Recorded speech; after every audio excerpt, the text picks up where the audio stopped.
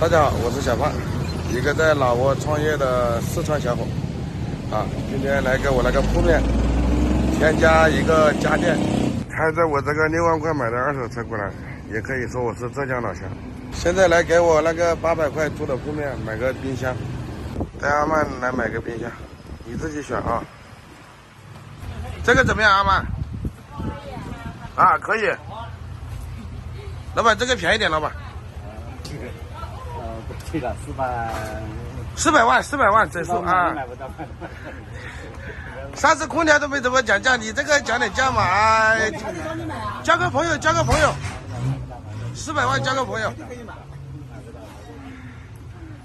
这个2个式的，下面这个是冷藏，上面有2个冷冻的，里面这个经过我1轮的讨价还价，430万拿下。现在已经拿下了，到时候那些老铁过来玩，我来店里随时就能冰点水喝了。430万老挝币，折合人民币就差不多1200块。待会儿让老板给我送过去。他2个现在来买点饭吃，老挝的这种快餐。这还是什么豆腐看不懂，买点鱼子吧。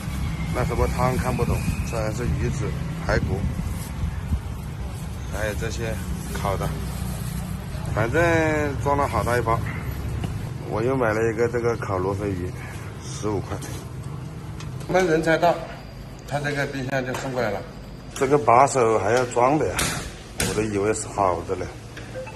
冰箱已经是买好了，等会儿去超市去买点饮料什么的，就冻在里面了。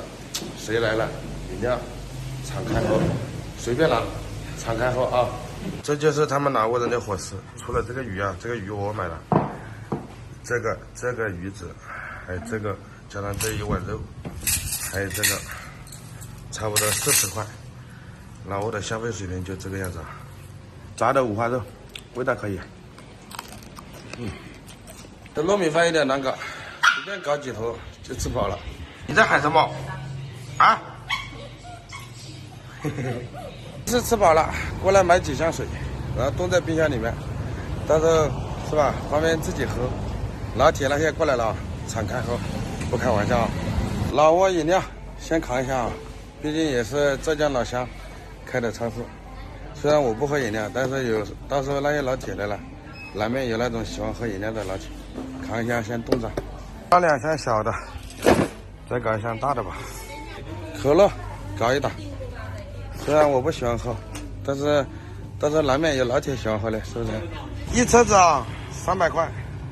满满一车，300块的饮料，满满一冰箱，可乐、饮料什么都有，还有水、牛奶什么的。我这个800块租的这个门面生意其他那些就先不做了，就是老铁那些过来了，下午老挝这边很热，没啥事，喝咖啡，喝茶，喝点饮料，吹牛。是不是？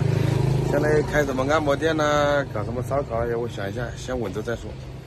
以后有那种烤羊肉串烤得好的老铁，要是过来了要开店的话，那个是可以一起搞一下。我自己我就不搞，到时候我来后面做一个那个展示柜。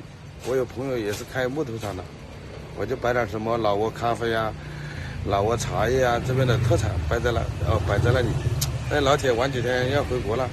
觉得这东西可以带2包，一包我赚个10块8块的，1个月能搞个房租就好，搞不到也无所谓，反正我这个房租也等于是我那个长期房退了，然后那个长期房的房租，那个也是1000，这个家里面那个房间才1000，这个外面2个门面才800，不慌一点都不慌。